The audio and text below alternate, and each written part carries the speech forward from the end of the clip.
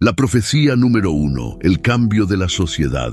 Según Timoteo 3:15, también sabéis esto, que en los postreros días vendrán tiempos peligrosos, porque los hombres serán amadores de sí mismos, avaros, vanagloriosos, soberbios, blasfemos, desobedientes a los padres, ingratos, impíos, sin afecto natural, implacables, calumniadores, intemperantes, crueles, aborrecedores de lo bueno, traidores, impetuosos, infatuados, amadores de los deleites más que de Dios, que tendrán apariencia de piedad, pero negarán la eficacia de ella. A estos evita. En los tiempos en los que vivimos, estamos siendo testigos de un declive moral y ético sin precedentes, un signo significativo de que las profecías mencionadas en las Escrituras no son solo palabras antiguas, sino verdades vivas y respirantes que se despliegan ante nuestros propios ojos.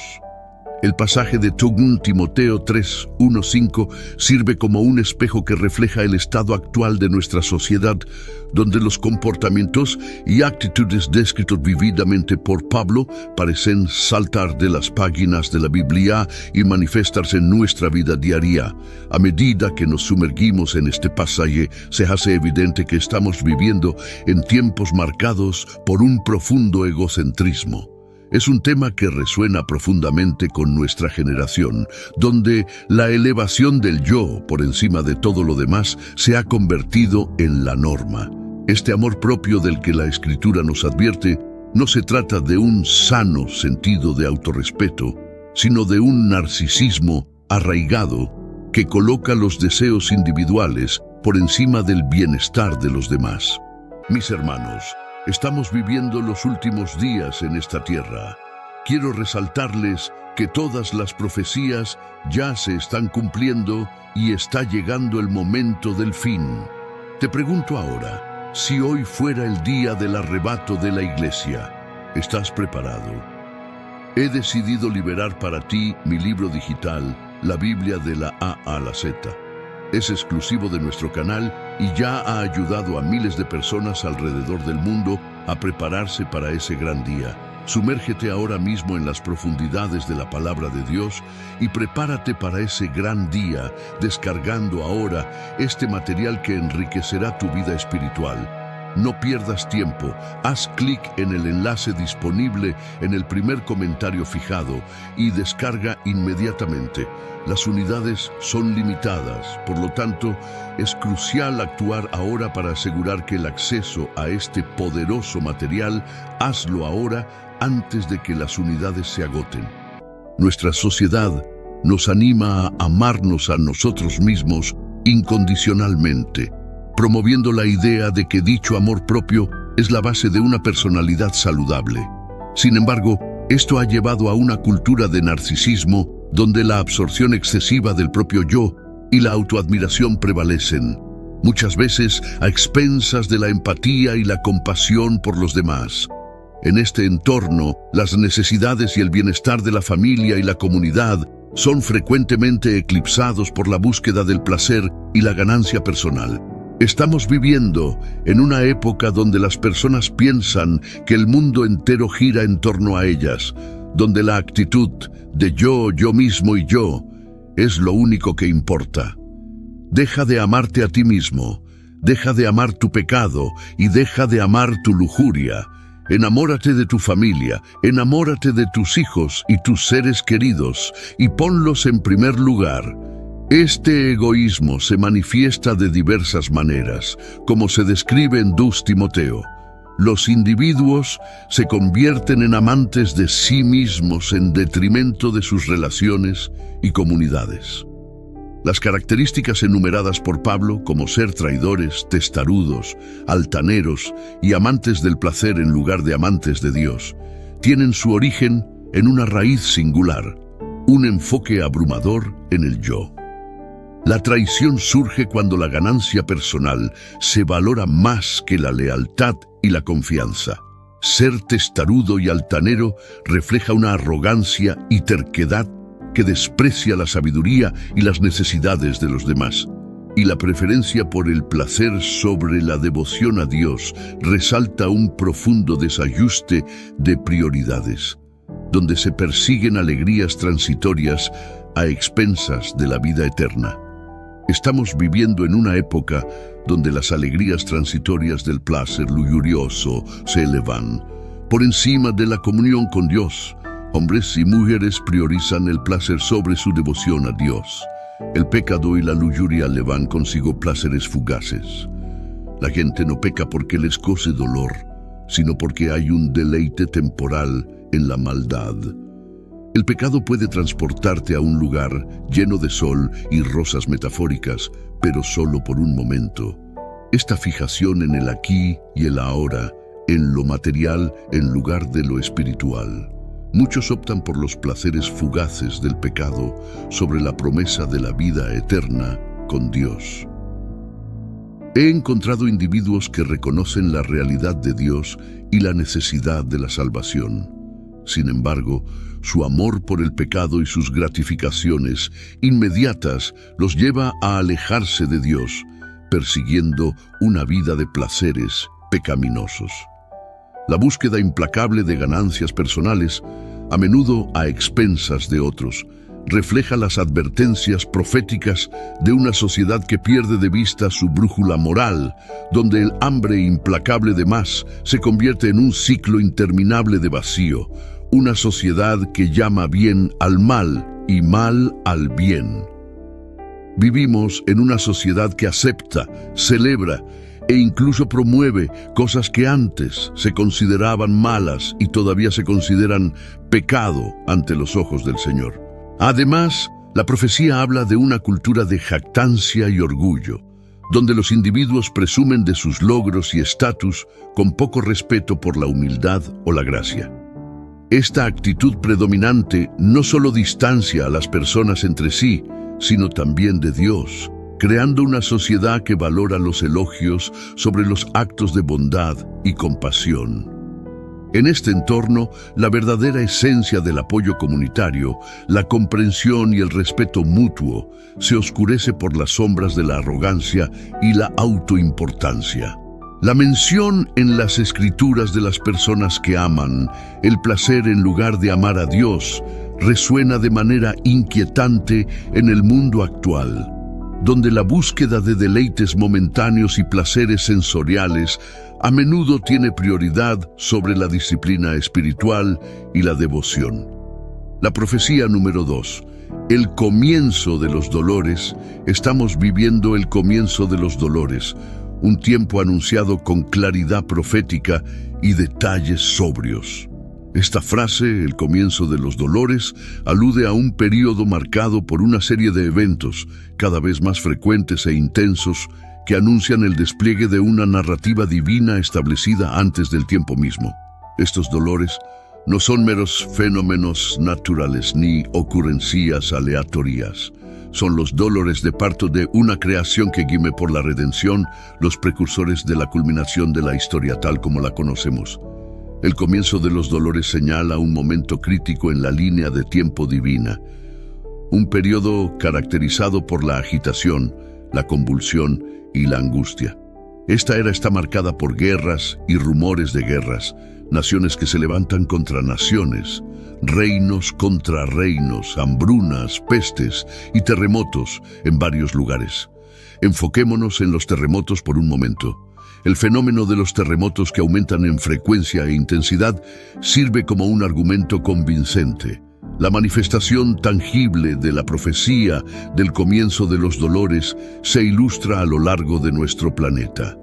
Desde el amanecer del siglo XX hasta el año 2000, los datos sismológicos han mostrado un marcado aumento tanto en el número como en la gravedad de los terremotos a nivel mundial. Esta tendencia no es meramente anecdótica, sino que está respaldada por datos exhaustivos, recopilados y analizados por institutos geológicos y sismológicos en todo el mundo. Por ejemplo, los registros indican que la frecuencia de terremotos significativos, aquellos con una magnitud de 6.0 o superior, ha experimentado un aumento notable a lo largo del siglo XX. Los primeros años de 1900 registraron menos de 100 terremotos significativos por década, un número que ha aumentado constantemente, culminando en varios cientos de tales eventos anualmente para el final del siglo. Marcan el inicio de un período de una importancia sin precedentes, un momento en el que el mundo se está preparando para el regreso de Cristo. Estos dolores nos recuerdan que vivimos en una era de profundos desafíos y oportunidades sin igual. Son un llamado a la vigilancia, a la oración y a un compromiso más profundo para vivir nuestra fe con urgencia y compasión. Al observar el mundo que nos rodea, es evidente que la frecuencia e intensidad de estos dolores están aumentando.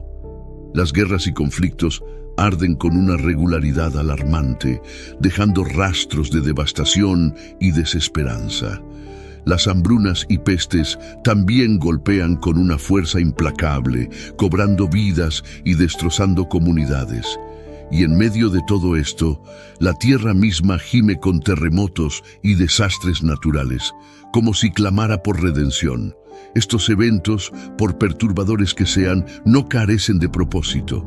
Sirven como llamadas de atención divinas, alertas que nos instan a mirar más allá de lo temporal y fijar nuestra mirada en lo eterno. Nos recuerdan que este mundo, con toda su belleza y quebranto, no es nuestro hogar final.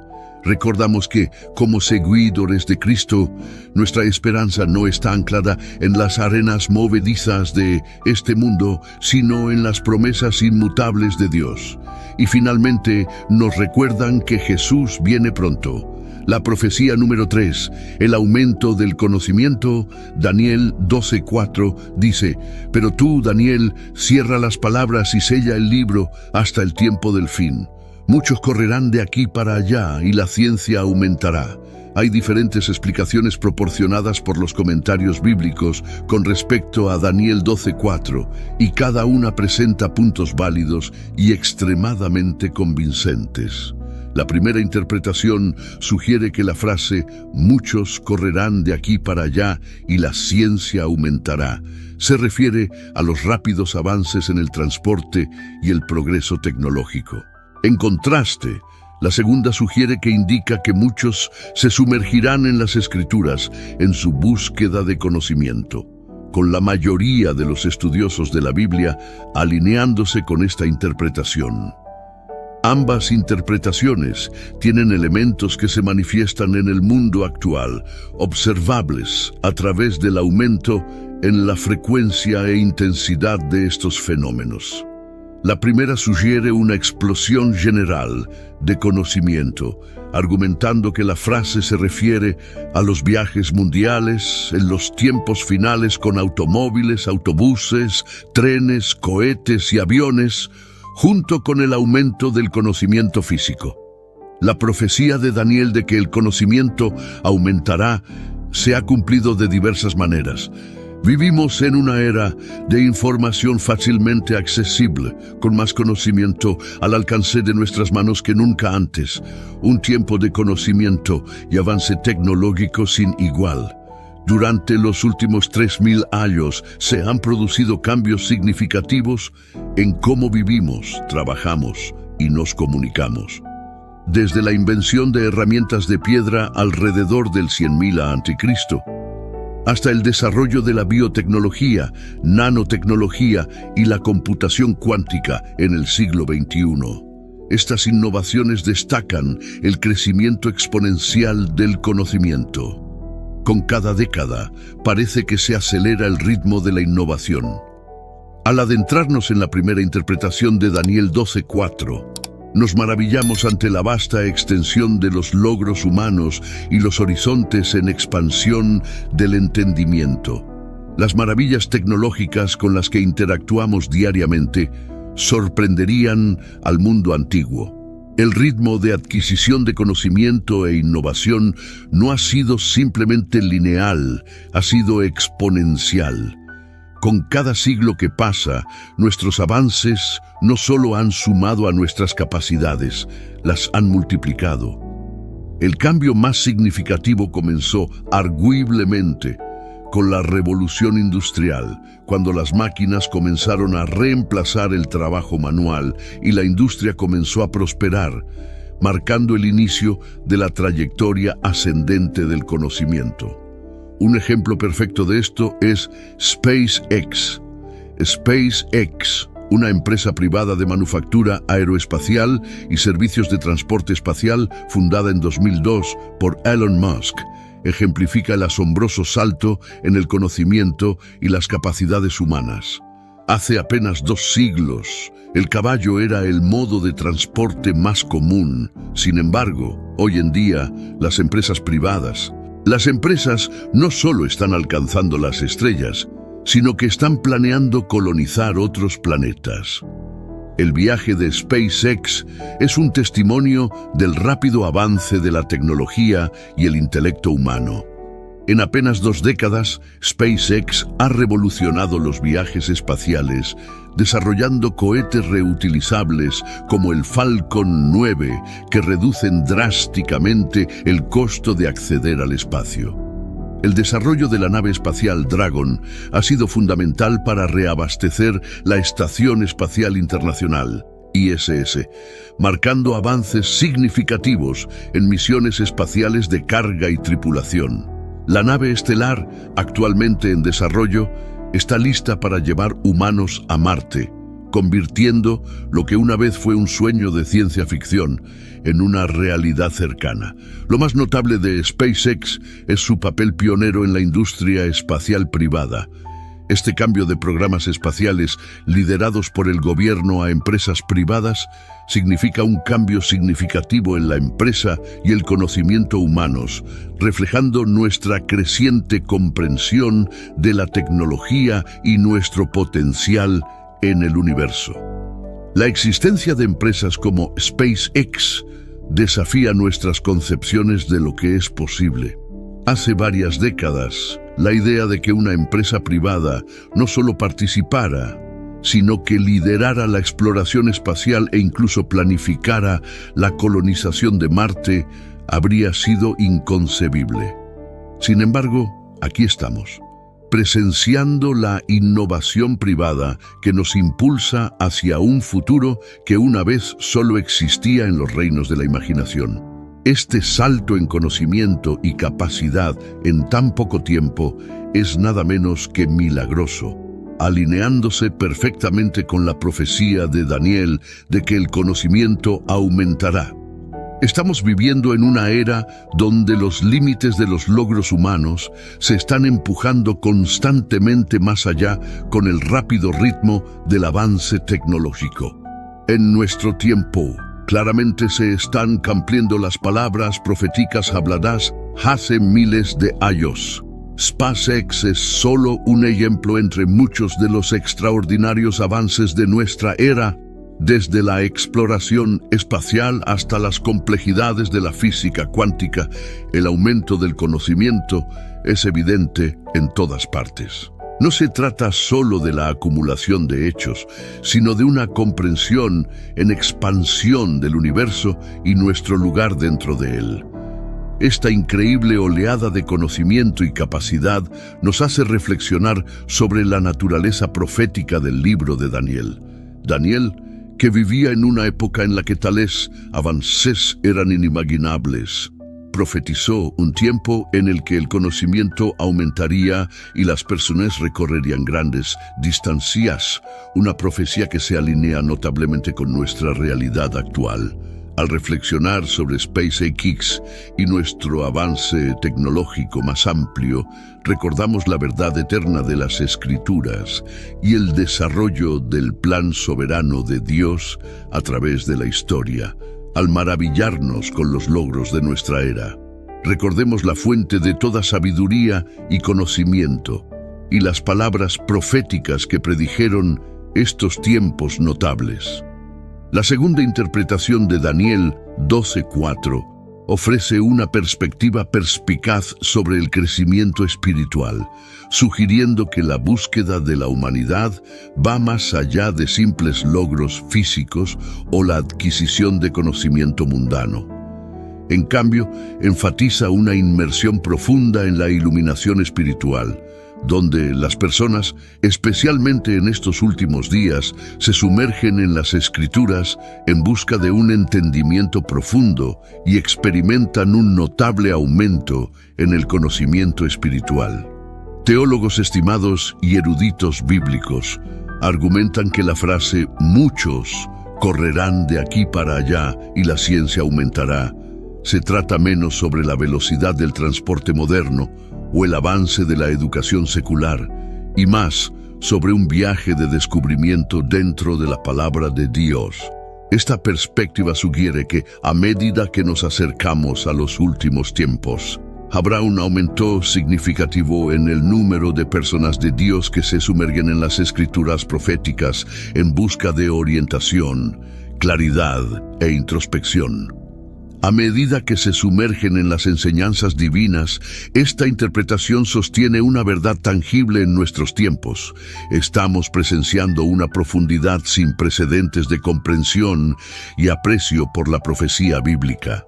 Inigualable en cualquier era anterior, el depósito de conocimiento disponible para nuestra generación con respecto a las Escrituras es incomparable.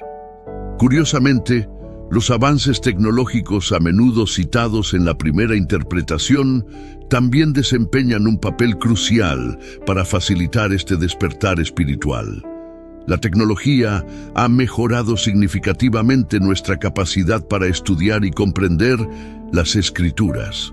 Con la revolución digital, la Biblia se ha vuelto más accesible que nunca, disponible en varias traducciones, formatos y plataformas, ya sea a través de las páginas físicas de un libro, una versión de audio durante el trayecto o un versículo digital en un teléfono inteligente.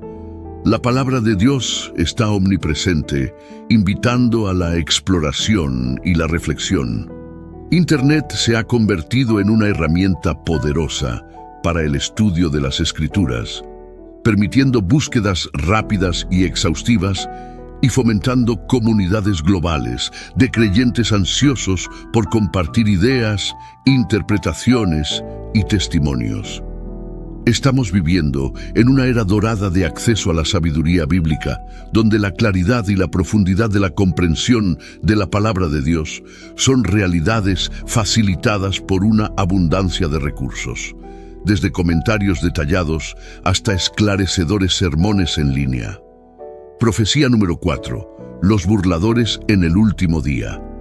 Un burlador en este contexto es aquel que se burla de Cristo, ridiculiza las cosas de Dios y se opone al Evangelio. El papel de los burladores en los últimos días se hará más pronunciado, ya que el diablo los patrocina como parte de sus estrategias de los últimos tiempos para desanimar a los creyentes a servir a Dios. Los burladores son incitados por el espíritu del anticristo contra aquellos que han elegido servir a Dios. No estoy diciendo que el anticristo mismo haya llegado, la verdad es que no sé si ha llegado o no. Pero lo que sí sé y lo que puedo ver al solo mirar el mundo es que su espíritu está aquí. El espíritu del anticristo es el rechazo de la deidad de Cristo. Primera Juan 4:3 establece que «y todo espíritu que no confiesa que Jesucristo ha venido en carne no es de Dios, y este es el espíritu del anticristo, del cual habéis oído que viene y que ahora ya está en el mundo». Está llegando un día en el que se presentará un hombre, no cualquier hombre, sino una figura, una encarnación, por así decirlo, del anticristo. Esto no es un cuento de hadas, amigos, está escrito. Nos dice claramente que aunque este hombre aún no se haya mostrado, su espíritu, ese espíritu de engaño y rebelión, ya está aquí, trabajando, acechando y engañando. Pero hoy vamos a hablar de los burladores, aquellos que se burlan, aquellos que ridiculizan, aquellos que se ríen en la cara del Todopoderoso y de sus hijos, Amigos, necesitamos estar vigilantes, necesitamos estar en guardia, porque estos burladores con sus palabras astutas y sus burlas tratarán de sacudirte de los cimientos de tu fe. Intentarán alejarte del camino recto y estrecho de la rectitud y la piedad que has elegido, el camino que conduce a la vida eterna. ¿Cuántos de ustedes han sentido el aguijón de sus burlas? ¿Cuántos de ustedes han sido cuestionados, dudados o burlados por su fe inquebrantable en Cristo, por mantenerse firme en su servicio al Todopoderoso? Cuando te ataquen, recuerda esto. No están actuando por sí mismos, no, Señor. Están siendo impulsados, ya sea consciente o inconscientemente, por ese espíritu del anticristo. El apóstol Pedro nos habló de estas personas. Caminan siguiendo sus propios deseos, sus propios placeres. 1 Pedro 3, 9, 10. El Señor no retarda su promesa, según algunos la tienen por tardanza, sino que es paciente para con nosotros, no queriendo que ninguno perezca, sino que todos procedan al arrepentimiento. Pero el día del Señor vendrá como ladrón en la noche, en el cual los cielos pasarán con gran estruendo, y los elementos ardiendo serán deshechos, y la tierra y las obras que en ella hay serán quemadas. En 2 Pedro 3, 9, 10 encontramos el corazón de Dios revelado cuando nos preguntamos acerca de su tiempo o cuestionamos su regreso. Este pasaje nos recuerda que el cronograma de Dios no es como el nuestro. Comprendan esto: el Dios del universo, aquel que puso en movimiento los cielos y la tierra, cumplirá su promesa sin demora, pero en su cronograma divino es paciente, amigos. Eso significa que es paciente más allá de nuestra comprensión, deseando que tantas almas como sea posible se arrepientan. Demos un paso atrás y reflexionemos. Muchos de ustedes que escuchan ahora, pregúntense si Jesús hubiera regresado hace 20 años.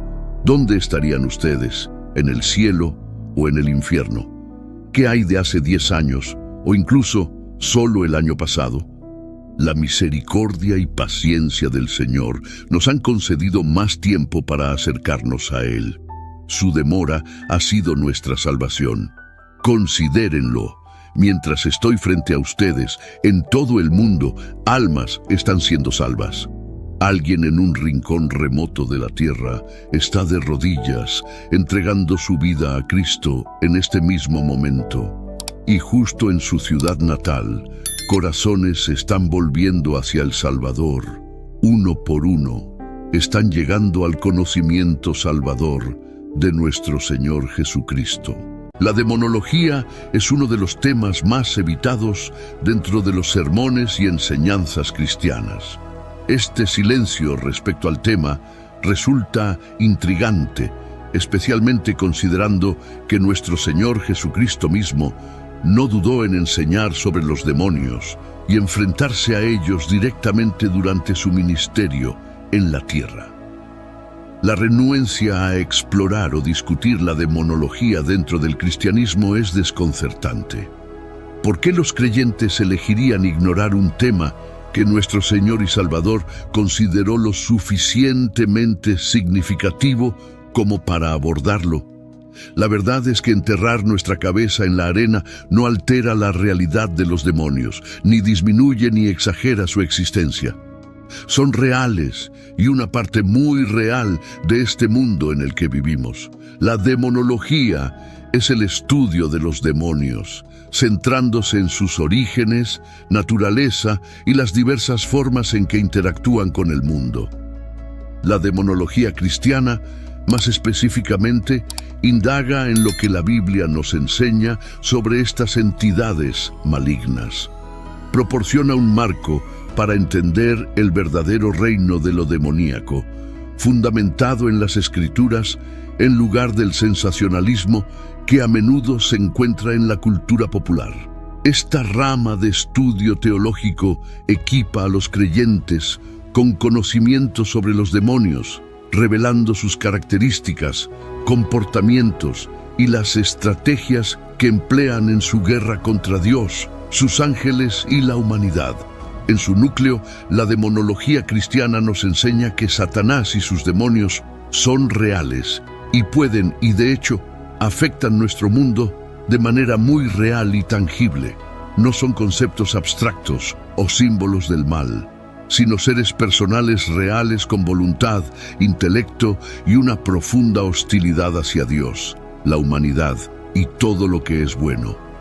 Estos seres han elegido rebelarse contra su Creador y, al hacerlo, se han convertido en los adversarios de la humanidad, buscando alejarnos de Dios mediante la decepción, la tentación y la opresión. Comprender la demonología cristiana es crucial por varias razones.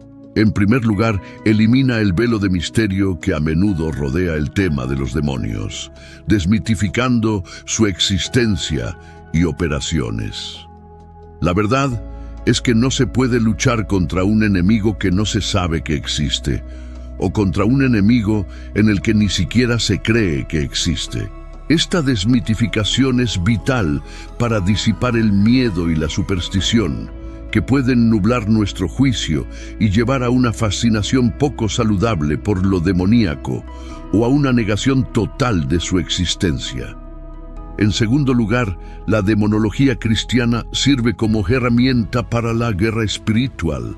Nos alerta sobre la realidad de los planes de Satanás y las tácticas empleadas por sus secuaces en su campaña implacable contra el reino de Dios. Al entender cómo operan los demonios, los creyentes pueden protegerse mejor contra la decepción y el ataque espiritual, manteniéndose firmes en su fe y equipados con toda la armadura de Dios. Algo extraño está sucediendo con los demonios en todo el mundo. Esta afirmación podría despertar curiosidad o incluso escepticismo, pero dentro del contexto de la demonología cristiana subraya una verdad profunda que ha sido evidente desde la antigüedad y que sigue siéndolo hoy en día. Esta verdad se captura vívidamente en Santiago 2:19, que declara que también los demonios creen y tiemblan. Este versículo, sucinto pero profundamente evocador, pone en primer plano la intensa reacción de los demonios ante la verdad de Dios. La existencia en la que creen y tiemblan se centra en el aspecto del temblor, revela mucho sobre la naturaleza de los demonios, el poder de Dios y las implicaciones para los creyentes. El término temblar transmite un sentido de miedo, ansiedad o agitación tan intenso que no puede ser ocultado. Significa una manifestación física de un terror arraigado. Pero, ¿qué exactamente instiga una reacción tan profunda de estos seres malignos? No es meramente el reconocimiento de la existencia de Dios, sino el reconocimiento total de su absoluta soberanía, santidad y el inevitable juicio que les espera. A diferencia de los humanos, que podrían vacilar en la fe o comprensión, los demonios poseen una conciencia aguda de la omnipotencia de Dios y la futilidad última de su rebelión. En toda honestidad, podemos aprender mucho de esto. Vivimos en un mundo que no teme al Señor, un mundo que incluso llega a burlarse de Dios, un mundo que no tiembla ante el nombre del Señor, un mundo que no tiembla ante el hecho de que un Dios santo está enojado con ellos, un mundo que no cree que haya un Dios. Sin embargo, tengan la seguridad, hermanos y hermanas, que se acerca un tiempo en el que cada individuo que no tiemble ante el nombre del Señor se postrará y confesará que Jesús es Señor.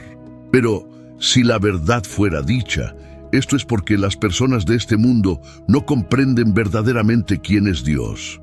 Una y otra vez se nos recuerda temer al Señor, Mateo 10:28, y no temer a quienes matan el cuerpo, pero no pueden matar el alma, sino más bien temer a aquel que puede destruir tanto el alma como el cuerpo en el infierno, Hebreos 10:31. Es terrible caer en las manos del Dios vivo, Proverbios 9:10. El temor del Señor es el principio de la sabiduría, y el conocimiento del Santo es entendimiento. Este conocimiento, junto con la certeza de su derrota y castigo, les infunde un terror tan profundo que los hace temblar. Durante una conferencia en la escuela de seminario, nos presentaron un ejemplo ilustrativo por parte de un profesor especializado en el tema de la demonología. Relató un encuentro que involucraba a un grupo de estudiantes que trataban con un hombre poseído por un demonio. Mientras confrontaban al demonio dentro del hombre, la voz que surgía de él era notablemente distinta a la suya. Más llamativamente aún, el demonio exhibió una respuesta vehementemente negativa al nombre de Jesús. Esta reacción destaca el miedo que los demonios albergan hacia Jesucristo, subrayando el poder inherente en su nombre y el temor más amplio que tienen hacia Dios. El temblor de los demonios es un testimonio del poder y la majestuosidad de Dios. Él es el Creador que habló al universo a la existencia, cuya santidad es inaccesible por el pecado y cuya justicia es inquebrantable. Los demonios poseen un entendimiento íntimo de su poder, un entendimiento de Dios y su gloria que nosotros, los seres humanos, no captamos completamente. Creo que incluso nosotros como cristianos a menudo damos a Dios por sentado. Dios está tan por encima de nosotros como lo están los cielos de la tierra, como lo está el norte del sur, así de superior es Dios sobre nosotros. Él existe en un reino propio, una clase propia, no es un hombre glorificado. A menudo tratamos de convertir al Señor Jesucristo en un hombre glorificado o en un profeta glorificado, para que opere apenas un poco por encima de nosotros y así podamos entenderlo con nuestras mentes limitadas. Pero no puedes entender completamente a Dios. No puedes entender a un ser que ha vivido desde la eternidad hasta la eternidad. No puedes entender a un ser cuyos mandatos obedecen los vientos y las olas. No puedes entender a un ser que está fuera del tiempo. No puedes entender a un ser que no tiene principio. Tú y yo tenemos un principio. Los ángeles y los demonios tienen un principio. Los cielos y la tierra tienen un principio. Miguel el arcángel, Gabriel el mensajero, Lucifer la caída y Apolón el destructor, todos tienen un principio. Sin embargo, Dios no lo tiene. Él es de edad en edad, de generación en generación. Antes de que hubiera un principio, Él estaba allí. Su rebelión no ha oscurecido la omnipotencia de Dios a su percepción. Más bien, ha acentuado la realidad de su suprema autoridad. Tiemblan no por reverencia, sino por miedo, plenamente conscientes de su oposición al Todopoderoso.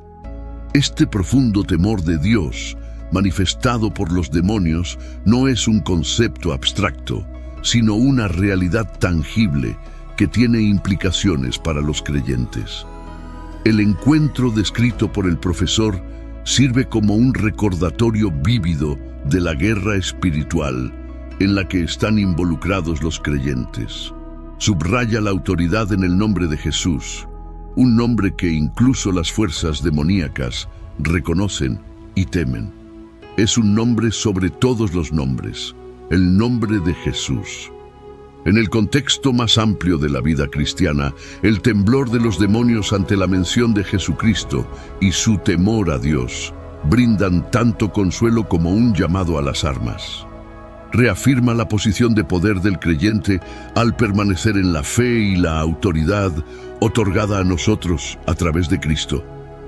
También sirve como un recordatorio sobrio de la realidad del mal y la constante batalla espiritual que se libra invisible. Algo extraño está sucediendo con los demonios en todo el mundo. Es más que una afirmación sensacionalista, es un reflejo del conflicto cósmico entre el bien y el mal, un conflicto en el que el nombre de Jesucristo emerge con toda autoridad.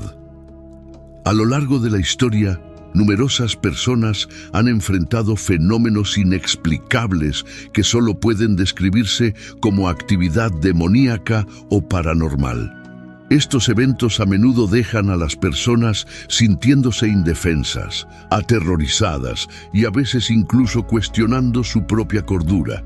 Sin embargo, en medio de estos encuentros aterradores, existe un poderoso testimonio del nombre sobre todos los nombres, Jesucristo. Una y otra vez se ha informado que con solo mencionar su nombre, toda forma de actividad demoníaca y perturbación paranormal cesa de inmediato. Una de las manifestaciones más comunes de estos encuentros es la experiencia de la parálisis del sueño. Las personas informan estar atrapadas entre las etapas del sueño y la vigilia, incapaces de moverse o hablar, a menudo percibiendo una presencia ominosa que las oprime o incluso que está parada en la habitación. Esta aterradora condición, que difumina las líneas entre los reinos físico y espiritual, deja a los afectados con un temor genuino por sus vidas. Sin embargo, sorprendentemente han surgido innumerables testimonios de personas que en medio de su miedo logran invocar el nombre de Jesús. En ese momento, la fuerza opresiva desaparece y son liberados de su parálisis. Una demostración profunda de la autoridad investida en el nombre de Jesús. Este fenómeno no es simplemente anecdótico, refleja un aspecto más profundo de la realidad espiritual. La verdad evidente en la vida de Jesucristo, tal como se describe en los Evangelios, cuando se enfrentaba a fuerzas demoníacas, la sola presencia de Jesús provocaba miedo y sumisión de los demonios. Lo reconocían, temblaban ante su autoridad y le suplicaban, plenamente conscientes de su poder para mandar sobre ellos. El Evangelio de Marcos relata varios de estos encuentros, como en Marcos 5:1-20, donde Jesús se encuentra con un hombre poseído por una legión de demonios. Los demonios reconocieron inmediatamente a Jesús, temblaron de miedo y le rogaron que no los atormentara antes de que los expulsara. Mateo 8:28-34. Cuando Jesús llegó al otro lado, a la región de los Gadarenos, 2 endemoniados salieron de los sepulcros y eran tan violentos que nadie podía pasar por ese camino. Gritaron: ¿Qué quieres con nosotros, Hijo de Dios? ¿Has venido aquí para atormentarnos antes de que llegue el tiempo señalado? Había allí una gran piara de cerdos que pasía a cierta distancia. Los demonios le suplicaron: si nos echas fuera, mándanos ir a esa piara. Él les dijo: vayan. Entonces los demonios salieron de aquellos hombres y entraron en los cerdos, y toda la piara se precipitó por el despeñadero al mar y murió en las aguas. Los que cuidaban los cerdos huyeron, fueron a la ciudad y contaron todo, incluso lo que le había sucedido a los endemoniados. Toda la ciudad salió a encontrarse con Jesús, y al verlo, le suplicaron que se fuera de su territorio. Esta narrativa subraya la soberanía incomparable de Jesucristo sobre el ámbito espiritual. El tema consistente a lo largo de estos testimonios y relatos bíblicos es el reconocimiento de la autoridad de Jesús por parte de entidades espirituales, incluso los demonios. A pesar de su naturaleza rebelde contra Dios, reconocen la supremacía de Jesucristo. Este reconocimiento, manifestado a través del miedo y la sumisión, es un recordatorio poderoso de la victoria que Jesús aseguró sobre los poderes de las tinieblas mediante su muerte y resurrección. Los creyentes son alentados a tomar corazón en esta verdad, sabiendo que el mismo poder que resucitó a Cristo de entre los muertos mora en ellos a través del Espíritu Santo. Los crecientes informes de encuentros con demonios y actividades paranormales en diversas culturas alrededor del mundo exigen una afirmación audaz de la fe en el poder del nombre de Jesús. Es un llamado a recordar que ante el nombre de Jesús toda rodilla debe doblarse en el cielo, en la tierra y debajo de la tierra, como se ve en Filipenses 2:10. Los demonios tiemblan de miedo porque algún día recibirán finalmente lo que les espera. Satanás y todos los demonios del infierno pasarán la eternidad en el lago de fuego, preparado para el diablo y sus ángeles, como vemos en Mateo 25:41. El fuego eterno fue preparado para los demonios y Satanás, y ellos lo saben. Son plenamente conscientes de su destino de pasar la eternidad en el lago de fuego, y merecen su castigo. A veces pienso, ¿en qué estabas pensando, Satanás? ¿En qué estabas pensando cuando eras el querubín ungido que cubría? Estabas en el monte santo de Dios, andabas en medio de las piedras de fuego. Fuiste creado perfecto en tus caminos desde el día en que fuiste creado. Estuviste en Edén, el jardín de Dios. Todas las piedras preciosas te adornaban, sin embargo, elegiste rebelarte contra un Dios santo. ¿En qué estabas pensando, Satanás? Fuiste hecho perfecto, maravilloso, glorioso, posiblemente el más alto de los ángeles. ¿Qué pensabas, Lucifer, al rebelarte contra tu Creador? Dios es un Dios justo, un Dios santo, supremamente justo, y el infierno fue hecho para Satanás y sus demonios. Y cuando sea arrojado al lago de fuego, Satanás merecerá cada parte de su castigo. Y cuando Lucifer arda por siempre, lo merecerá. Piensa en la carnicería y la destrucción que Satanás y sus demonios han causado a lo largo de la historia de la humanidad. Ningún otro ser en toda la creación ha hecho lo que él ha hecho. Ha destrozado vidas, hogares y futuros.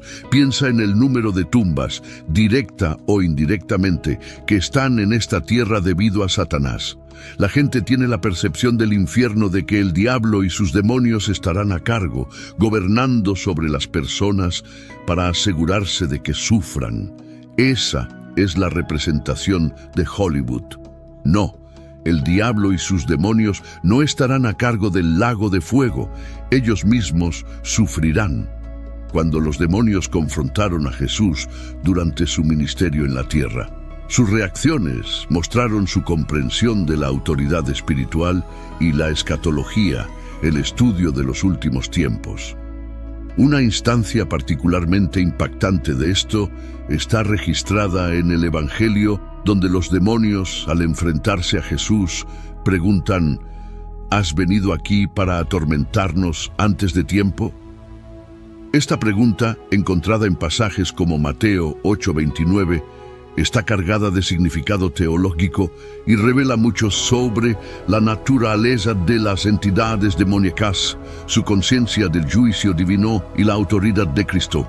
La frase «antes del tiempo» es particularmente evocadora, sugiriendo que los demonios son conscientes de un tiempo designado para su juicio final. Esto se alinea con las enseñanzas bíblicas que hablan de un momento futuro cuando Satanás, junto con sus demonios, será arrollado al lago de fuego, como se describe en Apocalipsis 23. Su pregunta a Jesús revela su comprensión de que hay un cronograma divino para los eventos cósmicos, incluido su propio juicio. Subraya un cierto temor y anticipación de su inevitable perdición, indicando que aunque continúan su rebelión contra Dios, son plenamente conscientes de la futilidad de su posición. En resumen, la pregunta de los demonios a Jesús, ¿has venido aquí para atormentarnos antes de tiempo?, refleja su conocimiento de su derrota y juicio eventual, su reconocimiento de la autoridad de Jesús y su temor al castigo prematuro. Sirve como un crudo recordatorio de la batalla espiritual que se libra invisible, la autoridad de Cristo sobre todas las fuerzas del mal y la importancia de alinearnos con el Rey victorioso que sostiene los tiempos y las estaciones en sus manos. Algo realmente extraño está sucediendo con los demonios en todo el mundo. Este conocimiento de los demonios sobre su destino no detiene la continua y desafiante rebelión contra el plan divino. Siguen sembrando caos y destrucción en el mundo, engañando a la humanidad y tratando de desviarla del camino de la verdad. Su maldad persiste, pero su miedo al juicio final se revela en los momentos en que se encuentran cara a cara con la autoridad de Jesús. A medida que la historia avanza, las señales de actividad demoníaca aumentan en diferentes partes del mundo. Relatos de encuentros paranormales, posesiones y fenómenos inexplicables se multiplican, despertando un interés creciente y a veces morbosidad en la sociedad. Sin embargo, en medio de estas manifestaciones, la verdad persiste. El nombre de Jesús sigue siendo la fuente de poder y liberación. A lo largo de los siglos, aquellos que han enfrentado la oscuridad han encontrado consuelo y victoria al invocar el nombre de Jesús. La narrativa bíblica y las experiencias contemporáneas convergen en la certeza de que, aunque los demonios continúan con su estrategia malévola, su destino está sellado. La historia de la lucha espiritual se entrelaza con la realidad de los corazones humanos que, a veces, sucumben a las influencias malignas. Sin embargo, la esperanza resplandece en aquellos que reconocen la verdad y se aferran a la luz que vence las tinieblas. A medida que los eventos cósmicos avanzan hacia su cumplimiento, la promesa de la victoria final de Jesucristo sobre las fuerzas del mal se mantiene firme. En este mundo lleno de misterios y batallas invisibles, la fe se convierte en un escudo poderoso. Los creyentes, conscientes de la realidad de los demonios, encuentran fortaleza en el hecho de que su Salvador, Jesucristo, tiene la última palabra. La lucha espiritual continúa, pero la luz de la verdad y el poder del nombre de Jesús iluminan el camino hacia la redención y la paz. Así, mientras el extraño fenómeno de los demonios se desarrolla en todo el mundo, la historia sigue siendo un recordatorio de la importancia de la fe, la oración y la confianza en el poder que trasciende todas las dimensiones. En la lucha entre el bien y el mal, la verdad de Jesús resuena, ofreciendo esperanza a aquellos que enfrentan la oscuridad con valentía y firmeza.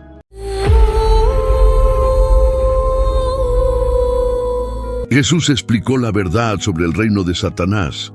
Jesús acusó, imagínese esto, Jesús está ocupado haciendo su rutina habitual de enseñar, sanar a las personas y básicamente siendo aquel a quien todos aman o se sorprenden.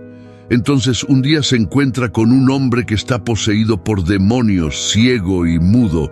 Ahora esa es una situación difícil para cualquiera, ¿verdad? Jesús, siendo Jesús, sana al hombre. Uno pensaría que todos estarían emocionados, pero no todos. Aquí es donde las cosas toman un giro. Los fariseos, un grupo de líderes religiosos, ven esto y en lugar de estar asombrados, acusan a Jesús de algo que debe considerarse una grave acusación. Pero los fariseos lo oyeron y dijeron: este hombre expulsa a los demonios solo con la ayuda de Belcebú, Satanás, el príncipe de los demonios. Mateo 12:24. Belcebú, por cierto, es otro nombre para Satanás. Básicamente están diciendo que Jesús está colaborando con Satanás para hacer sus milagros. ¡Qué acusación!, ¿verdad?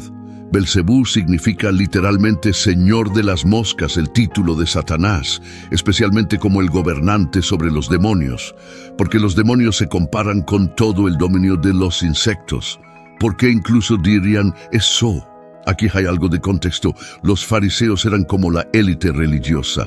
Se suponía que eran las buenas personas que enseñaban a la gente sobre Dios, pero cuando Jesús apareció haciendo cosas que ellos no podían y atrayendo a grandes multitudes, se sintieron amenazados. En lugar de ver lo bueno en lo que Jesús estaba haciendo, se pusieron a la defensiva e intentaron desacreditarlo. Es como cuando alguien está tan celoso que comienza a difundir rumores para hacerse ver mejor. Jesús, sin embargo, no va a aceptar sus acusaciones. Los desafía con algunas respuestas muy inteligentes. Sabiendo lo que pensaban, Jesús les dijo: todo reino dividido contra sí mismo quedará asolado, y ninguna ciudad o casa dividida contra sí misma permanecerá en pie.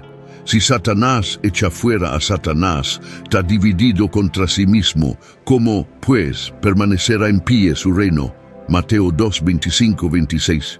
Pero Jesús no se detiene allí, cambia el guión y dice que sí está expulsando demonios por el Espíritu de Dios. Entonces eso es prueba de que el reino de Dios está justo delante de ellos. Pero si yo, por el Espíritu de Dios, echo fuera los demonios, ciertamente ha llegado a vosotros el reino de Dios. Mateo 12, 28.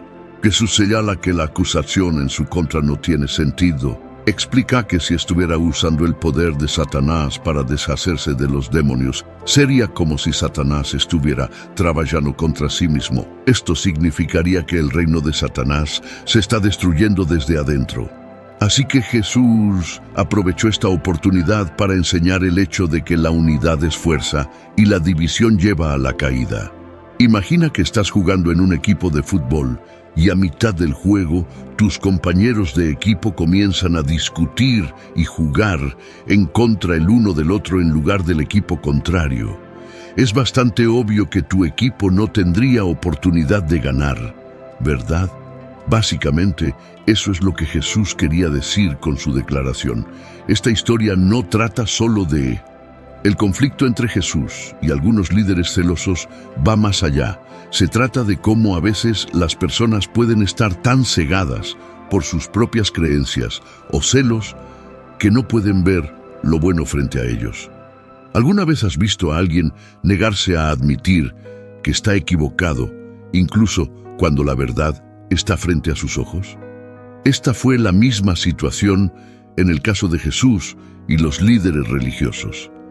También nos muestra algo sobre el carácter de Jesús. No es solo un obrador de milagros presumiendo.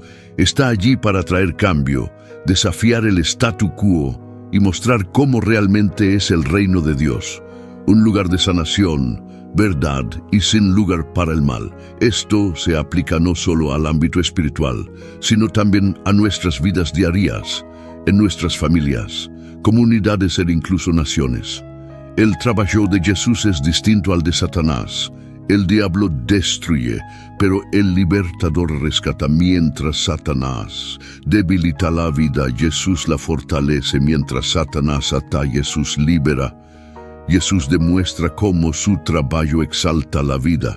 Ahora Jesús pasa al ataque y declara con dos denuncias contundentes contra los fariseos las consecuencias para aquellos que se oponen a su ministerio Mesías. Primero, Jesús comienza lanzando el guante. El que no está conmigo está contra mí, y el que no recoge conmigo desparrama. No hay término medio con Jesús, o es o no es el Mesías. Dado que los fariseos ya han establecido que él no lo es, lo opondrán, como han demostrado. Sin embargo, esta declaración tiene mucho significado para todos los que la escuchan. A las multitudes se les han dado numerosas oportunidades para arrepentirse y entrar en el reino, pero su ventana de oportunidad se está cerrando rápidamente. Rechazar hacer una decisión positiva por Jesús ya es una decisión en su contra. El problema es que muchos en la multitud eventualmente sucumbirán a la persuasión de los líderes religiosos y se unirán a ellos exigiendo la muerte de Jesús. Los fariseos han estado presentando cargos de blasfemia contra Jesús. Ahora Jesús muestra que todos sus cargos son blasfemia.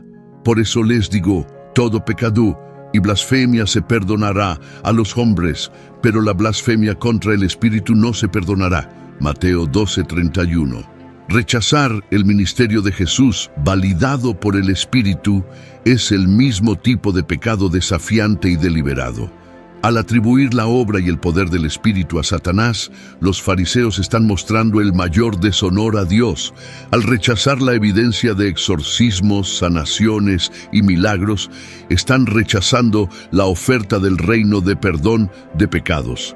Mientras los fariseos sigan rechazando esa evidencia, no podrán entrar en el reino ni recibir perdón. El reino de Satanás. ¿Qué es exactamente el reino de Satanás? En la Biblia, este término se utiliza para describir el dominio espiritual sobre el cual Satanás, el adversario y enemigo de Dios, reina. Se muestra como lo opuesto al reino de Dios, un lugar donde mentiras, engaños y rebelión contra la voluntad de Dios son la norma. Piénsalo como la sombra oscura ante la luz de Dios, un ámbito donde todo lo que se opone a la bondad y la verdad encuentra un hogar. Satanás tiene un reino altamente organizado, con varias áreas y niveles de autoridad. La sede de este reino está en las regiones celestiales. Es un hecho asombroso, pero está bastante claro. Satanás encabeza un reino altamente organizado, y hay muchas indicaciones claras de esto en la Biblia. El reino de Satanás también consiste en demonios. Luego Jesús dice: cuando el espíritu impuro sale del hombre, anda por lugares áridos en busca de reposo y no lo encuentra. Entonces dice: volveré a mi casa de donde salí. Y cuando llega, la encuentra desocupada, barrida y arreglada. Entonces va y trae consigo otros 7 espíritus más perversos que él, y entran y se establecen allí. Y el estado final de ese hombre es peor que el primero. Así también le sucederá a esta generación malvada. Mateo 12, 43, 45. En contexto, el punto principal de Jesús no estaba en los principios de posesión demoníaca, sino en explicar la gravedad de rechazarlo, como lo habían hecho los líderes religiosos. Jesús da una revelación parabólica de la lucha dentro de esa generación adúltera. El incidente del hombre endemoniado, ciego y mudo, había provocado todo el intercambio con los fariseos, así que Jesús vuelve al tema del exorcismo para hacer un punto final. Jesús demuestra que los fariseos y aquellos de esa generación que siguen sus pasos también están bajo el control de los espíritus demoníacos de Satanás. Jesús comienza con una declaración general sobre cómo operan los demonios. Cuando un demonio sale de un hombre, pasa por lugares áridos, buscando descanso y no lo encuentra. El verbo sale implica que el demonio ha salido a través de un exorcismo. Los demonios suelen estar asociados con lugares desérticos y sin agua como su hogar. Isaías 13:21. El descanso implica que aunque un demonio puede existir en un estado desencarnado, su propósito maligno se realiza mejor en un estado encarnado. El demonio busca recuperar la propiedad de todo el ser inmaterial y material de una persona. Volveré a la casa que dejé, es por eso que se llama posesión demoníaca. Los demonios tienden a ser persistentes en querer mantener la propiedad de una persona, así que van y toman consigo a 7 otros espíritus más perversos que ellos y entran y viven allí. El número 7 está vinculado en las Escrituras con la completitud, el cumplimiento y la perfección. Aquí puede señalar la completitud de la posesión demoníaca una vez que el demonio regresa. Además, parece que los demonios son impotentes para hacer el mal, a menos que estén habitando un cuerpo. Si un demonio pudiera manifestarse y causar estragos en la humanidad, entonces no necesitaría seguir buscando una forma humana para habitar. Los demonios no pueden tomar la forma de humanos o animales a voluntad. Cuando los demonios fueron expulsados de los hombres en Gadara, no eligieron ser cuerpos, y en su lugar eligieron entrar en los cuerpos de cerdos en lugar de convertirse en cuerpos ellos mismos. Marcos 5, 10, 13. La generación malvada a la que Jesús se dirige ha experimentado su poderoso ministerio, especialmente a través de sus exorcismos, pero no se han arrepentido ni se han vuelto al reino de Dios. Por lo tanto, esa generación es más susceptible al poder del maligno que nunca antes. El punto trágico de la parábola está en la declaración: y el estado final de ese hombre es peor que el primero. Si la generación presente continúa rechazando a Jesús, también serán como un endemoniado que vuelve a ser poseído. Su condición final de juicio será peor que antes de que Jesús viniera a ellos. Mateo 12:32 afirma que quien hable contra el Hijo del Hombre será perdonado, pero quien hable contra el Espíritu Santo al atribuir los milagros hechos por mí a Satanás, no será perdonado ni en este siglo ni en el venidero. Mateo 12:36 advierte que en el día del juicio las personas tendrán que rendir cuentas de cada palabra inútil o descuidada que hablen. El pasaje es parabólico en naturaleza, usando situaciones de la vida real para contar una historia con el fin de hacer un punto. Es relevante para la generación en su conjunto, pero también es instructivo para los individuos.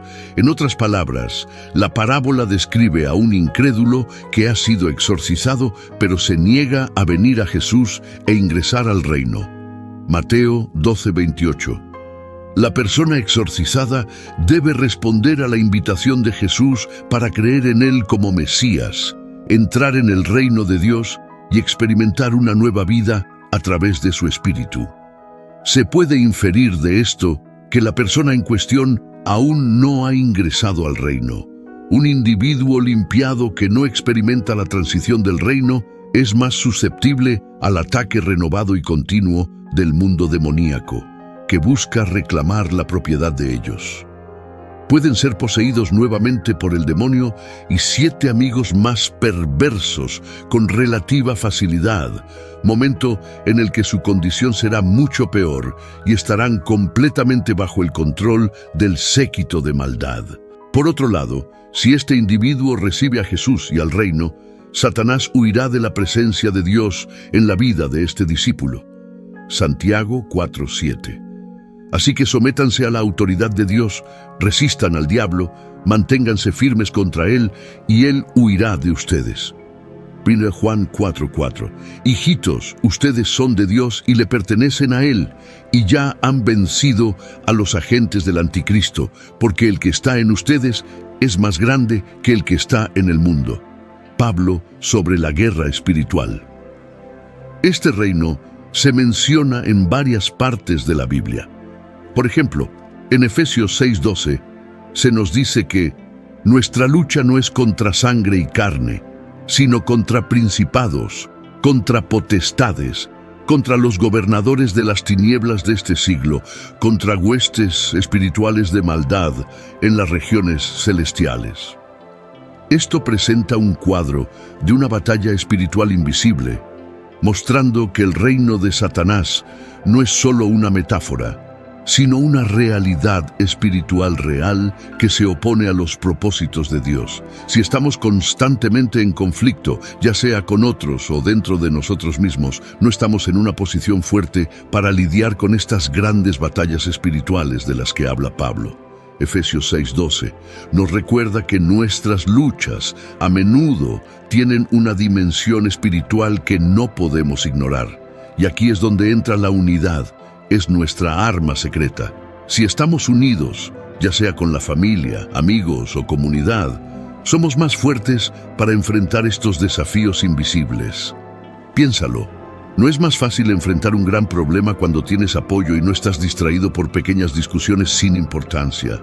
En otras palabras, lo que Jesús dijo sobre un reino dividido que fala y lo que Pablo dijo en Efesios sobre nuestras batallas espirituales son dos caras de la misma moneda. Cuando estamos unidos, somos más fuertes, más centrados y mejor equipados para abordar no solo los problemas visibles de la vida, sino también los problemas espirituales invisibles. Sin embargo, es importante recordar que a pesar de su poder, el reino de Satanás no es igual al de Dios. Es limitado y, como señaló Jesús, en última instancia, autodestructivo. La Biblia nos asegura que al final el reino de Dios prevalecerá y el de Satanás será vencido. Esto brinda esperanza y seguridad a aquellos que creen y siguen los caminos de Dios. La limitación del poder de Satanás, en referencia a Mateo 12:4. Jesús está haciendo algo que desafía directamente el control de Satanás y está ganando. Este acto es como una clara demostración del poder de Dios superando cualquier poder que tenga Satanás. Jesús dice en Lucas 10:18, vi a Satanás caer del cielo como un rayo. Miren, les he dado autoridad para pisotear serpientes y escorpiones y vencer todo el poder del enemigo. Nada les dañará. Sin embargo, no se regocijen porque los espíritus se les someten. Regocíjense más bien porque sus nombres están escritos en el cielo. Es una imagen muy interesante, ¿verdad? Jesús básicamente está diciendo: he visto cómo Satanás pierde en grande y adivinen qué es, estoy compartiendo ese poder ganador con ustedes. Es como si estuviera entregando estos pases VIP para vencer al mal. 4 hechos que Jesús compartió sobre Satanás que muchos no conocen. El primer hecho que Jesús compartió sobre Satanás es que es un mentiroso y el padre de la mentira, Juan 8:44. En otras palabras, cada mentira que Satanás cuenta tiene como objetivo final llevar a cabo tu destrucción y arruinarte. Este es el objetivo final de Satanás. Es fascinante cómo la mentira y el asesinato a menudo van de la mano, ¿no crees? Según lo que el Señor nos ha enseñado, hay 7 comportamientos que Él considera una abominación: la altivez, la mentira, el asesinato, la trama del mal, el ansia de hacer el mal, un falso testimonio y sembrar discordia entre los hermanos. La triste realidad es que todos los mentirosos tendrán su parte en el lago, que arde con fuego y azufre, que es la segunda muerte. Apocalipsis 21:8. Además, la verdadera naturaleza de Satanás se nos presenta en Juan 10:10. El ladrón no viene más que a robar, matar y destruir. Yo he venido para que tengan vida y la tengan en abundancia. Satanás siempre ha sido un mentiroso, en contraste con Dios, que no miente. Estamos creados a imagen de Dios, y Dios no miente. De hecho, si observas las páginas de la Biblia, verás que incluso Satanás luchó por decir la verdad. El enemigo es persistente en usar a las personas y todo lo que hay en este mundo para seducirnos y llevarnos a sus engaños. El apóstol Pablo nos informa que Satanás se disfraza como ángel de luz para que lo que dice y hace suene bien y parezca razonable. Pero no es más que una falsa apariencia. 2 Corintios 11:14. No es de extrañar que Satanás mismo se disfrace como ángel de luz. Nos iría bien conocer la Biblia de principio a fin para poder distinguir entre las mentiras del enemigo y la manipulación de las palabras de Dios. Satanás es el padre de las mentiras y el original mentiroso. Satanás contó la primera mentira documentada en la historia a Eva en el jardín del Edén. Después de sembrar semillas de duda en la mente de Eva con una pregunta, contradice directamente la palabra de Dios al decirle: no morirás, sino que Dios sabe que cuando comas de él, tus ojos se abrirán y serás como Dios, conocedores del bien y del mal. Génesis 3:4-5. El arma principal de Satanás contra los hijos de Dios es la decepción, y emplea esta táctica para separar a las personas de su Padre Celestial. Muchas de las mentiras de Satanás se autoperpetúan. Incluso hoy, Satanás emplea a personas para difundir sus mentiras por él. Con frecuencia emplea a personas carismáticas para difundir sus mentiras, como en el caso de las religiones falsas. Su éxito depende de las personas, creyendo en sus mentiras para engañar a las personas. Ha utilizado desde mentiras pequeñas hasta mentiras enormes. En contraste con Satanás, Jesús es la verdad y nunca te engañará. Afortunadamente, Jesús también es el Salvador, y su muerte y resurrección proporcionan la base para tu perdón de todo pecado, incluido el pecado de mentir. Ven a Jesús con fe y humildad y encontrarás que conocerás la verdad y la verdad te hará libre. Juan 8:32. La adulación y las mentiras son la forma en que Lucifer actúa. No es de extrañar que esté escrito que él es el padre de las mentiras. La segunda cosa que Jesús llama a Satanás es un asesino. Juan 8:44. Él fue un asesino desde el principio y no se mantiene en la verdad, porque no hay verdad en él. Cuando miente, habla lo que le es natural, ya que es un mentiroso y el padre de las mentiras y medias verdades. Satanás retiene una gran posición sobre los hombres y los ángeles, pero con su carácter pervertido como mentiroso y asesino, continúa pecando y oponiéndose a Dios. Dios limita su lugar y poder en el universo. El tercer hecho que Jesús comparte sobre Satanás es que dijo que lo vio caer del cielo. Lucas 10:8. Jesús dice: «Vi a Satanás caer del cielo como un relámpago». El contexto de estas palabras es el regreso de los 70 discípulos que Jesús había enviado a evangelizar y preparar su camino a Jerusalén.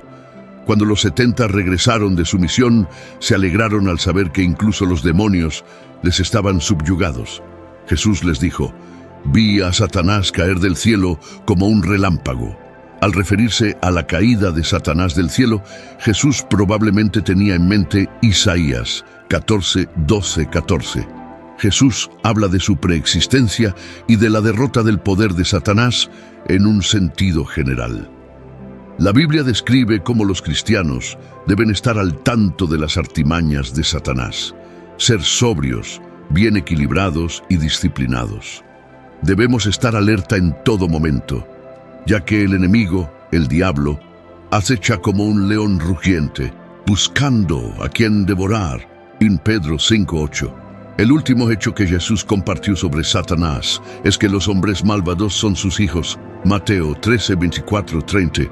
Jesús presentó otra parábola diciendo que el reino de los cielos es como un hombre que sembró buena semilla en su campo. Pero mientras sus hombres dormían, vino su enemigo y sembró cizaña entre el trigo. Los siervos del dueño le preguntaron si quería que arrancaran la cizaña, pero él dijo que dejaran que crecieran juntos hasta la cosecha. Al final, los ángeles separarían el trigo de la cizaña. Satanás es llamado el Dios de este siglo y gobierna sobre el mundo y sus sistemas, pero su poder no durará para siempre. Lecciones de la enseñanza de Jesús. Importancia de la unidad. Jesús destaca la importancia de la unidad. La división lleva a la debilidad y la caída, mientras que la unidad en propósito y acción es crucial en la familia, la comunidad y el trabajo. 2. Reconocer y resistir influencias negativas. Las enseñanzas de Jesús sobre el reino de Satanás destacan la necesidad de ser conscientes de las influencias negativas. Reconocer y resistir estas influencias, desde relaciones tóxicas hasta hábitos destructivos, es esencial. 3. El poder del bien sobre el mal. Jesús demuestra que la bondad, el amor y la rectitud tienen el poder de vencer la oscuridad en nuestras vidas. Elegir el bien contribuye a llevar luz a nuestro entorno, impactando no solo nuestras vidas, sino también las de los demás. Estas lecciones derivadas de lo que Jesús dijo sobre el reino de Satanás son atemporales y universalmente aplicables. Nos animan a fomentar la unidad, estar alerta ante influencias negativas y elegir constantemente el bien para tener un impacto positivo en nuestro mundo. La importancia de la unidad es uno de los puntos esenciales que Jesús resaltó. El principio de un reino dividido puede aplicarse a nuestras vidas en términos de la importancia de la unidad y el trabajo en equipo, ya sea en nuestras familias, comunidades, lugares de trabajo o incluso dentro de nosotros mismos. Estar unidos en propósito y acción es crucial, ya que la falta de unidad puede llevar a la debilidad y la caída. Es como tener un equipo donde todos trabajan hacia el mismo objetivo. Se logra mucho más cuando estamos unidos en lugar de divididos. Reconocer y resistir influencias negativas es otro punto destacado en las enseñanzas de Jesús sobre el reino de Satanás. Destaca la necesidad de ser conscientes de influencias negativas o dañinas en nuestras vidas, que pueden provenir de relaciones tóxicas o hábitos destructivos.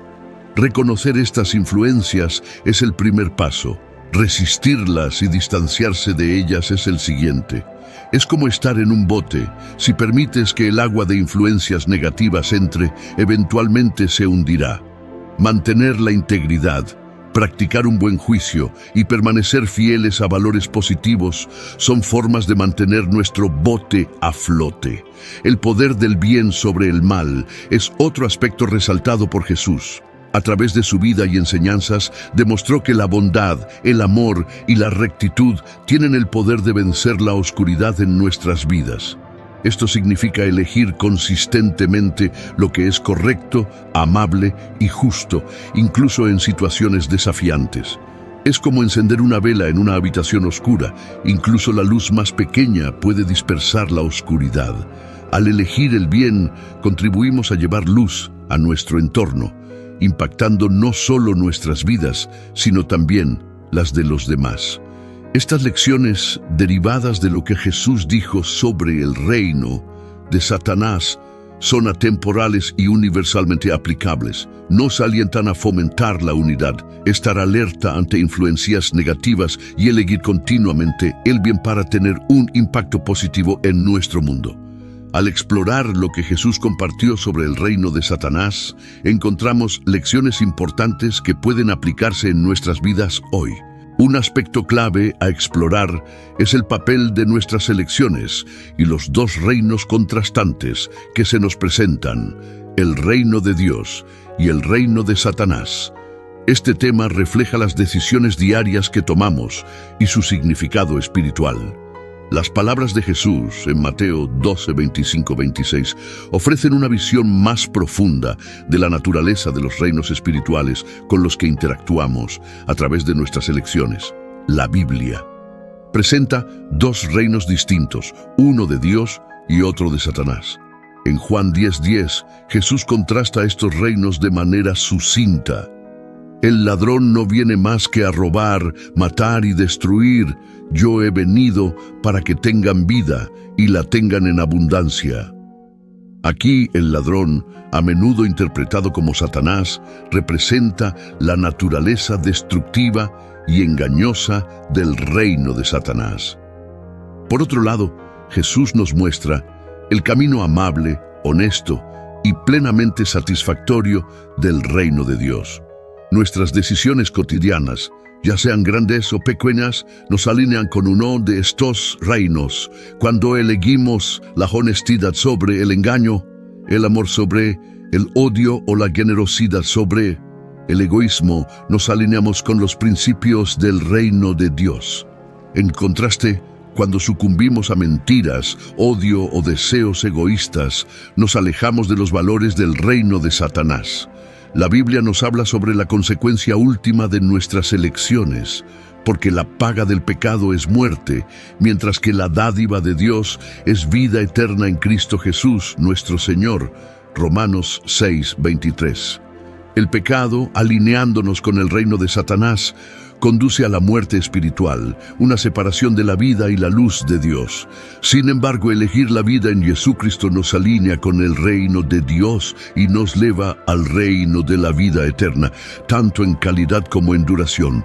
La idea de tener que elegir entre dos caminos es una parte fundamental de nuestra fe en Cristo.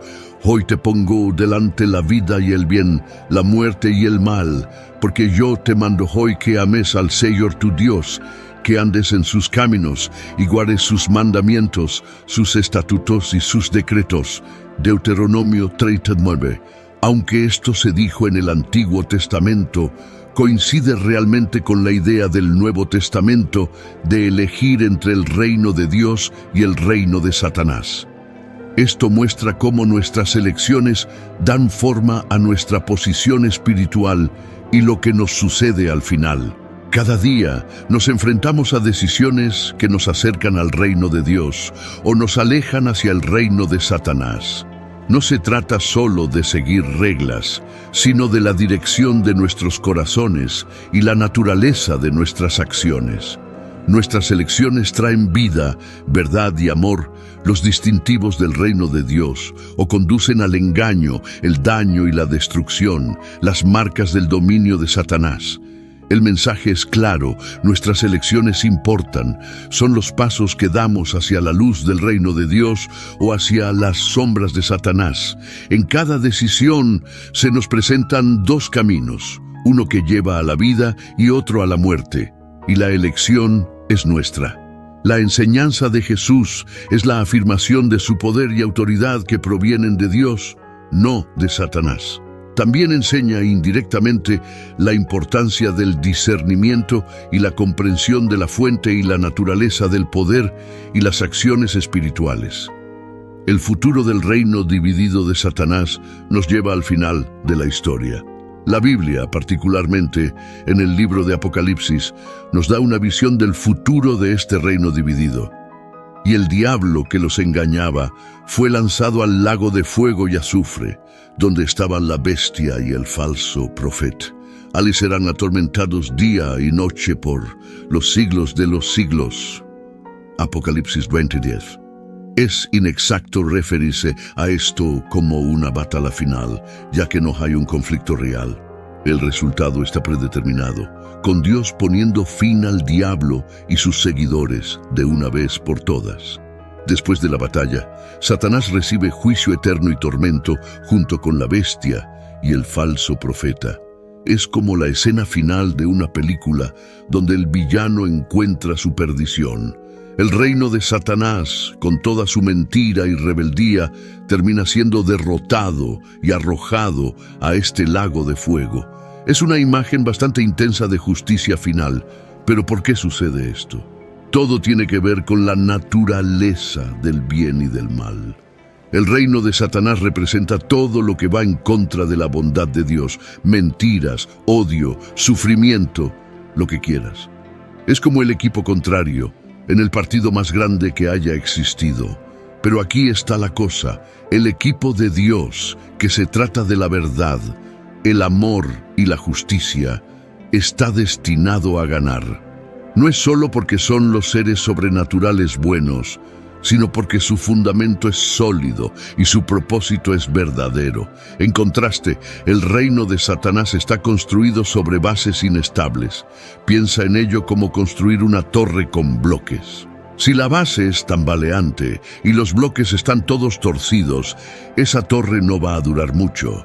Ese es el caso del reino de Satanás.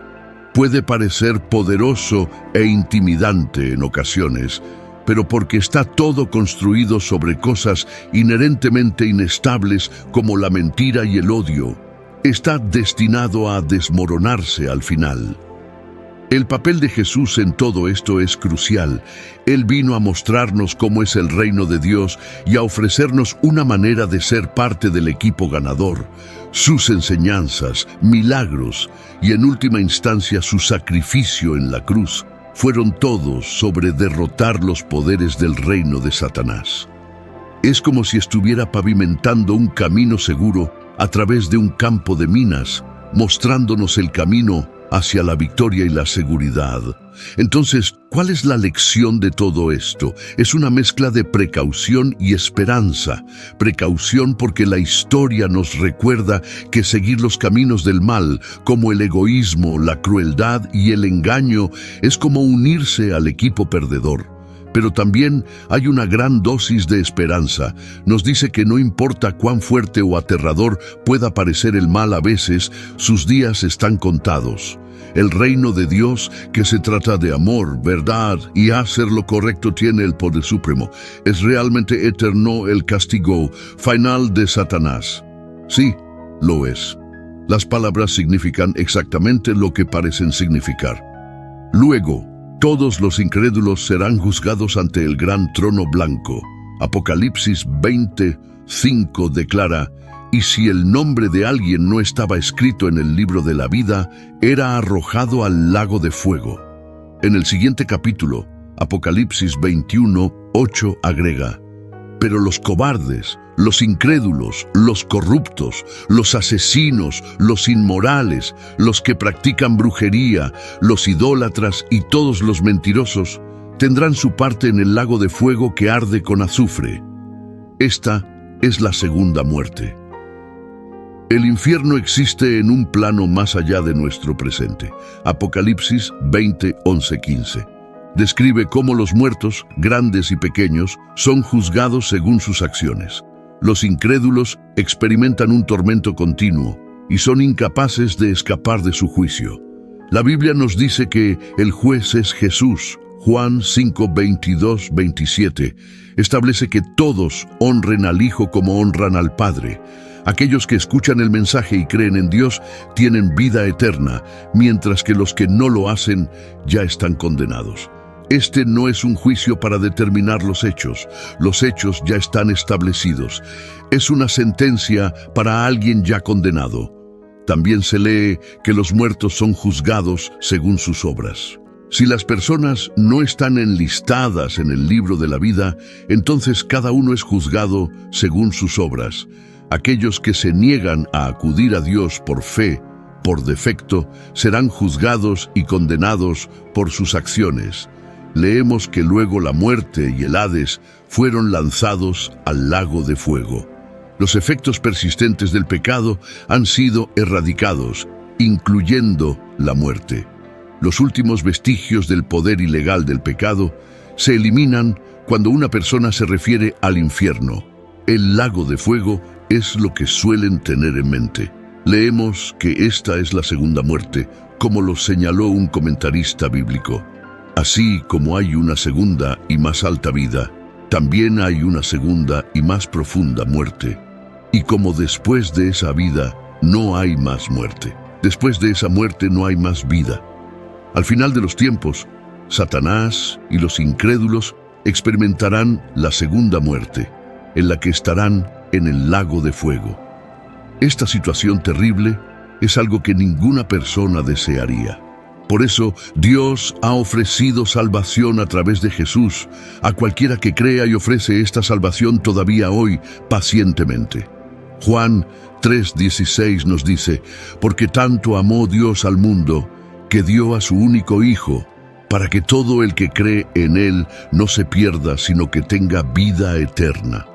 Esto está muy lejos del estado original de Satanás, antes de convertirse en el diablo o Satanás, como también se le conoce. El diablo era conocido como el querubín ungido.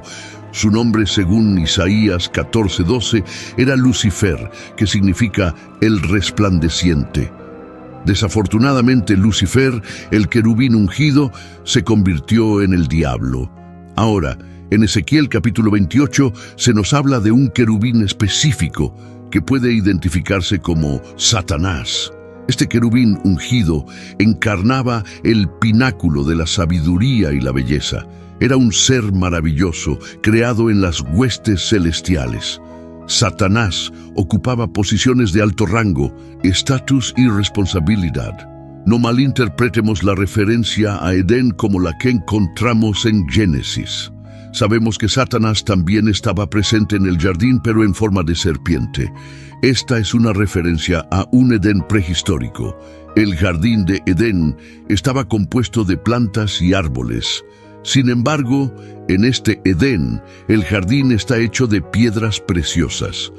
Como Lucifer, Satanás era una estrella brillante, el hijo de la mañana.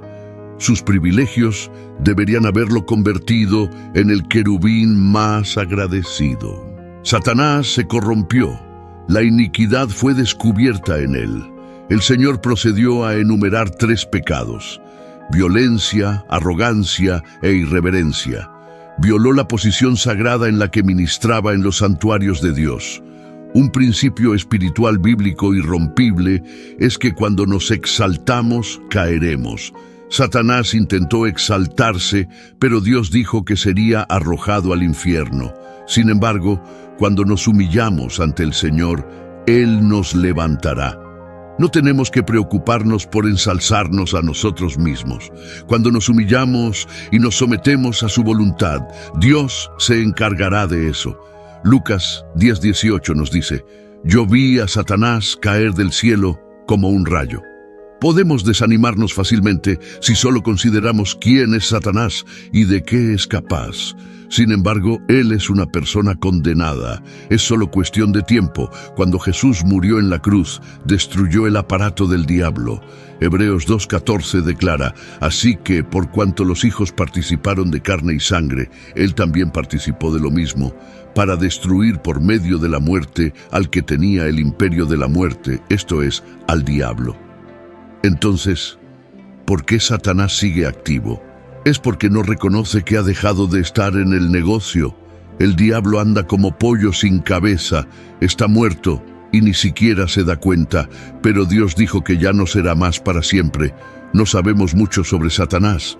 Ahora es una criatura condenada que será arrojada al lago de fuego y azufre algún día.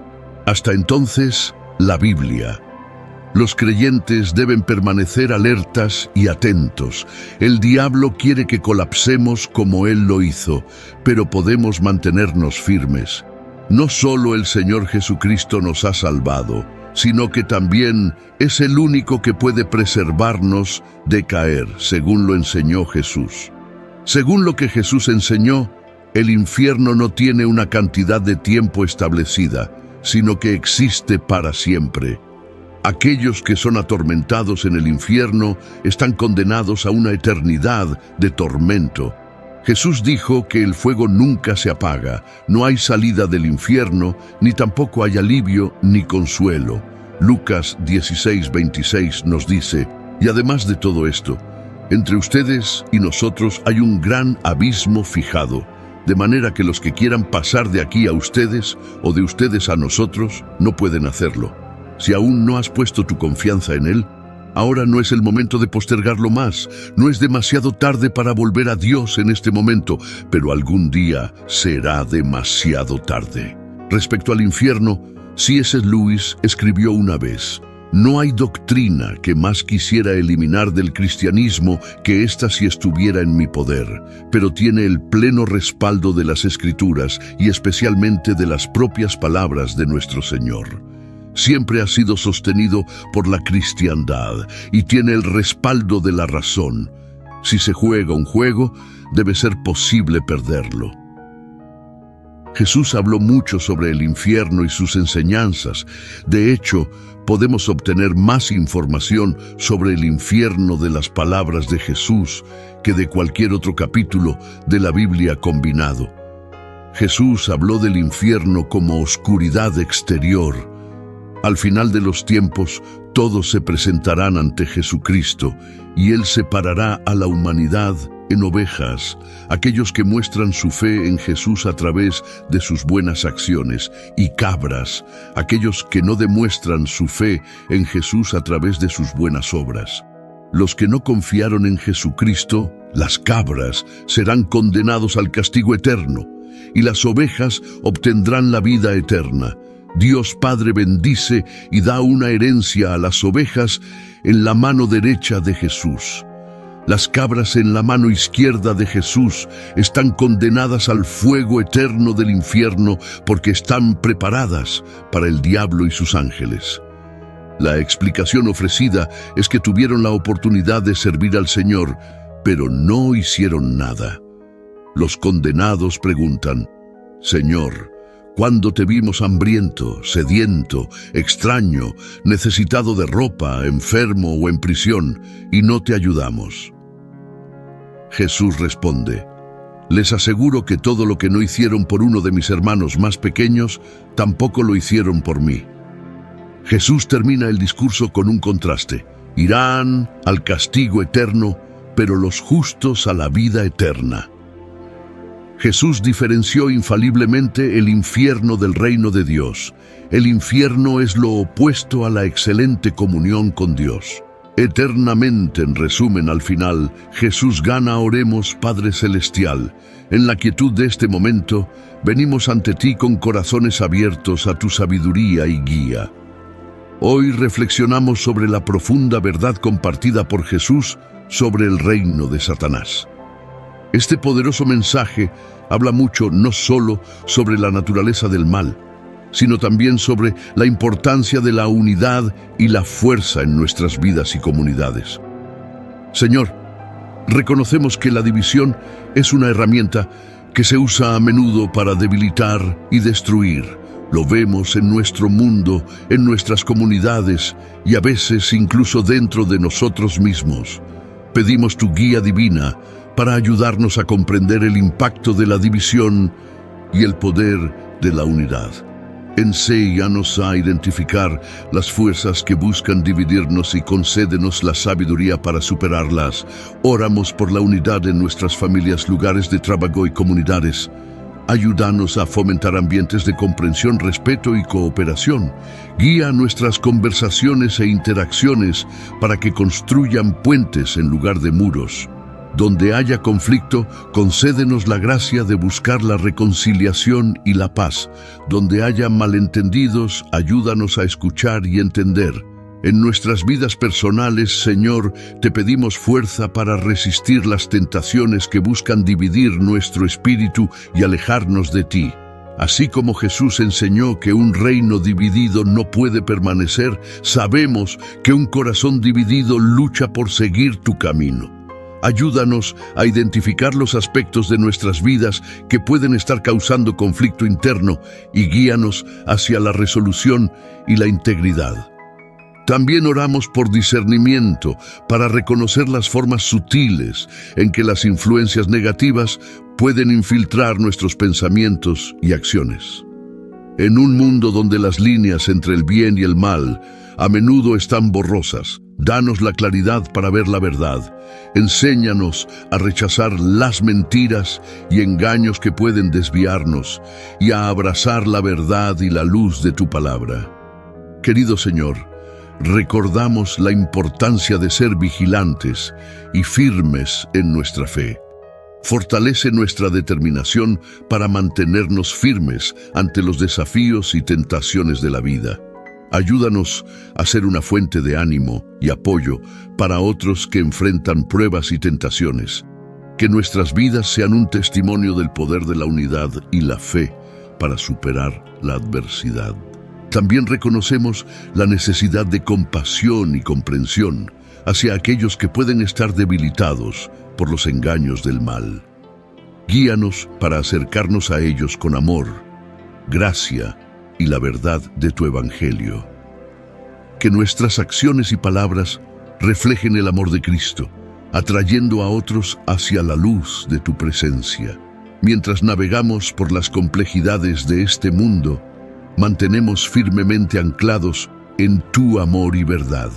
Recuérdanos que mientras el reino de Satanás puede prosperar en la división, tu reino está construido en el amor, la unidad y la paz. Ayúdanos a vivir como ciudadanos de tu reino, promoviendo los valores que traen vida y esperanza a nuestro mundo.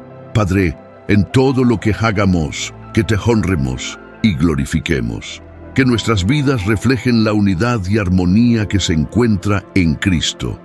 En momentos de duda o confusión, recuérdanos tu verdad inmutable y la victoria última que es nuestra a través de Cristo Jesús.